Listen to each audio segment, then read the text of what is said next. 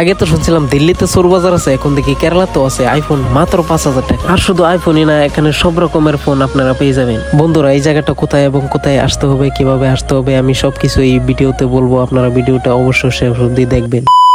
আসসালামু আলাইকুম এবং নমস্কার, welcome to the my new blog video.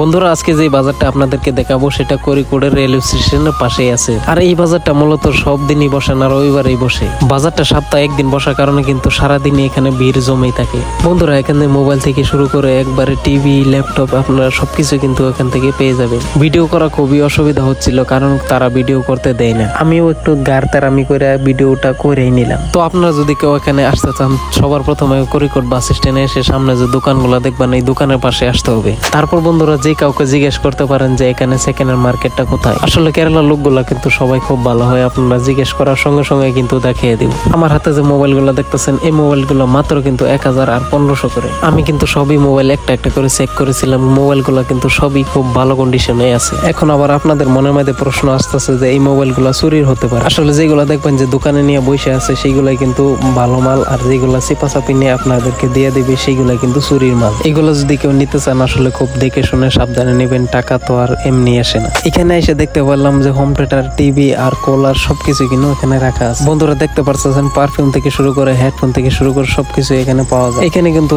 ছেলেদের সেকেন্ড হ্যান্ড ভালো ভালো ব্র্যান্ডেড কাপড় পাবেন। শুধু ছেলেদের না, মেয়েদের কুর্তা থেকে পায়জামা থেকে নিয়ে সবকিছু এখানে একদম সস্তায় পাবেন। আস্তে আস্তে দেখতে পারলাম যে এখানে ভালো ভালো ব্র্যান্ডেড স্যান্ডেল পাওয়া যায়, আবার স্যান্ডেলের সঙ্গে জুতো পাওয়া যায়। জুতোগুলো আমি নিজে হাতিয়ে দেখেছি, মানে ফার্স্ট কোয়ালিটি হয়তো, কিংবা কিন্তু একদম অরিজিনাল মতো দেখা যাচ্ছে। এখানে একটা ঘড়ি দোকানে এসে দেখি ভালো ভালো নতুন নতুন ঘড়ি রাখা আছে, আর মোবাইল গেমগুলো এখানে রাখা আছে।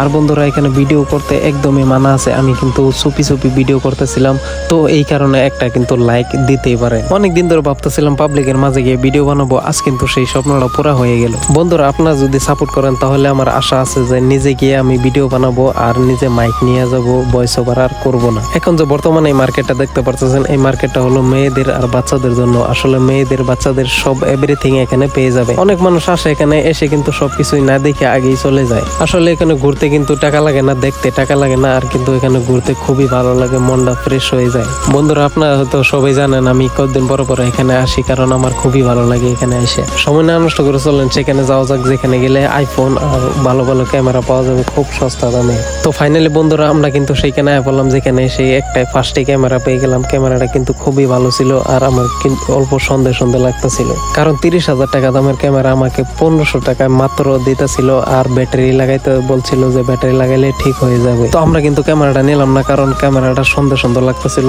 সিধা আইসা বললাম মোবাইল